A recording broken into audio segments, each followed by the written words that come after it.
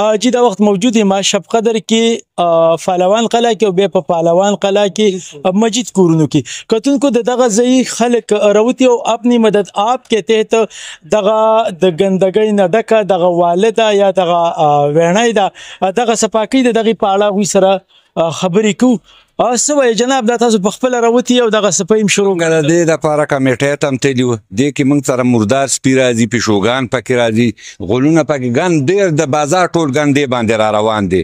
دې باره کې موږ ایس صاحب له تللي وو، هغه موږ 2-3 ځل راوستی دی. کمیټۍ ته هم سوال جوابونه کړي، هغوی هم راغلي، خو له دې باندې هغوی هېڅ غور ونه کړه.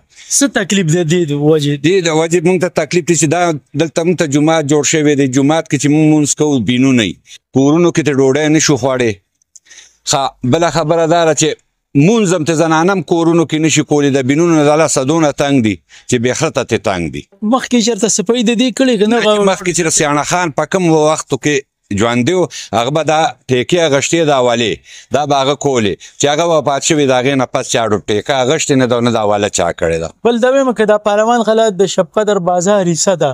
او بالکل د بازار حصه ده، د کمیټې حصه ده، د کمیټې او بیا هم دغه صفایان نه کېږي د دې موږ پې. څه وجه ده داسې څه وجه ده چې نه کوي؟ ولې؟ نو دا پته نه لګي چې موږ ورته خبره کسان نه ښکارو، چې انسانان ورته نه ښکارو، هغوی په دغه کې موږ به لکه زناور وایو، موږ ورته زناور ښکارو. ډېره مننه. د بل ملګري نه معلومات کوو. څه وایي ته په دغه؟ السلام علیکم. وعلیکم سلام. صاحب زما سره دا خوا کې کور دی، په روژه کې ما په سپینه ګیره باندې دې نه 2-3 سپي لرې کړل، پوه شوې. او دا مرداره چې کوم دی یو دلته کې ګیس پیپ راغلی، ده واله پسې د 4-5-6 کسان لاړو په سپینه ګیره باندې چې د پیپ غمو کې کو نه کوي، نو بیا وری دلته بیا دله بیا سورې کړم. ځکه چې ما ته تکلیف دی، روژه کې ما ته داسې تکلیف تېر شوی چې الله ته پته ده. ته دلته حالات وګوره، مخکې وګوره، وروسته وګوره، اوس مې بډې والي دي ورکو شوي سپینه. ګندګي څنګه دی یو ځای ته راغونډه شوې دي کې دننه څه دننه ګیس پیپ راغلی دی؟ موږ 400 ته تللي وو، دفتر ته ورغلي وو، ورته مې ویلي وو راغلي وو 14,000 روپۍ راکړې. نو 14,000 روپۍ هم سره کم دي، ته هم له ګیس سره پار راکړې. 14,000 روپۍ راکړې، دا پیپ اوچت کړو، بس موږ سره خپل کار ولټو. څه مطالبه کې د حکومت نه؟ دا حکومت دا کوم چې پیپ غم دې مو کې دی، د دې کمیټې ته هم تللی وم، ورته مې وویل دا زموږ کار نه دی. دا به د چا کاري سي ویل؟ دا څه خبرو بس ووي دا ایس یې لاړ شي او ډي سي یې لاړ شي، او دلته انسپکټر صاحب دی هغه ته مې وویلې دا زموږ کار نه دی.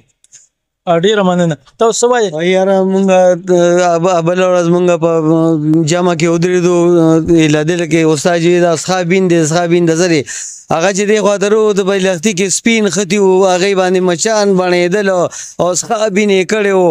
نو یو دا ملنګ عجز را پاسېده او یو زه شوم، یو دا کاشف را پاسېد، نو مونږ ولې زامبیل جوړ کړو. نو هغه زامبیل کې مونږ هغه سپي روچت کړل او روژه وه، روژه په خولې پوز یې پټې کړې او الټیانې وه. مونږ هغه سپي ما هغه ځای ته وغورځول، کندې مو وله وکړې، ښه هم کړلو. دې نه موږ ته دونه سخت تکلیف دی، ښه د دې کورونو د اوبو غټ تکلیف دی، نالۍ د دې د لاسه بندې دي، نالۍ د دې لاسه بندې دي، دا والا د دې لاسه بنده، مردارۍ دي، موږ ته د سخت تکلیف دی. بل دا د ګیس پیپ دی، دلته یو پل دی، د پل د لاندې د ګیس پیپ راغلی.